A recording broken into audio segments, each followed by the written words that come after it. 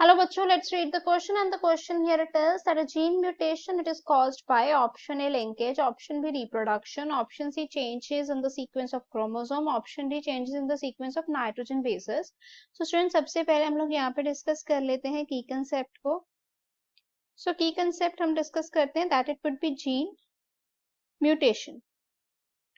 So student, gene mutation क्या है? That could be a permanent, ये जो है एक permanent alteration होती है. Okay, that alteration here it is in a DNA sequence.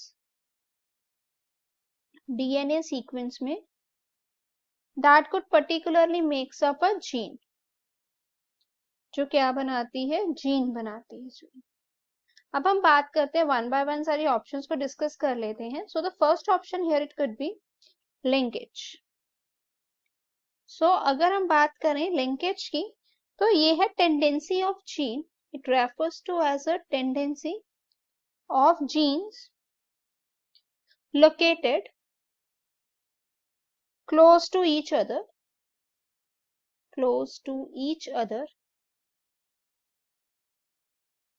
on the same chromosome.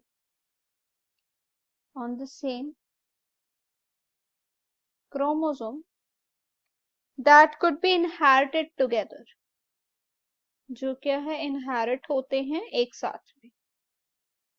ठीक है, तो यहाँ पर इसका रिलेशन जो है ना स्टूडेंट, वो नहीं है अगर हम जीन म्यूटेशन की बात करते हैं. नेक्स्ट है रिप्रोडक्शन. ये तो हो सकता है, हम ये कह सकते हैं कि जैसे there could be a chances कि म्यूटेशंस जो हैं वो ड्यूरिंग रिप्रोडक्शन अकर हो जाएं, बट रिप्रोडक्शन जो है वो जीन म्यूटेशन का कॉज नहीं है. It is not a cause of gene mutation. Nextly student, हमारे पास थर्ड है change in sequence of chromosome. So student, ऐसा कुछ नहीं है, मतलब sequence of chromosome change होना ये somewhat option ही कुछ अलग सी है, क्योंकि mutation जो होते हैं वो changes जो होती है ना वो DNA लेवल पे होती है. ठीक है, अभी हम लास्ट ऑप्शन की बात करते हैं, that is change in the sequence of nitrogen bases. ये करेक्ट है. तो रीजन इज क्योंकि अगर हम बात करते हैं जीन म्यूटेशन की, it occur when there could be a change. ये तभी होता है जब चेंज होता है sequence of nitrogen base. Sequence here it is of a nitrogen basis, whether it is adenine, whether it is thymine, या हम कह सकते हैं साइटोसाइन या ग्वानाइन.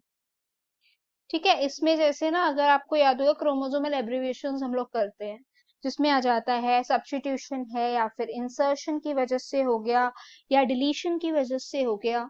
सो यहाँ पर स्टूडेंट जो करेक्ट ऑप्शन हो गई वो होगी option D. Hope it is clear. Thanks for watching.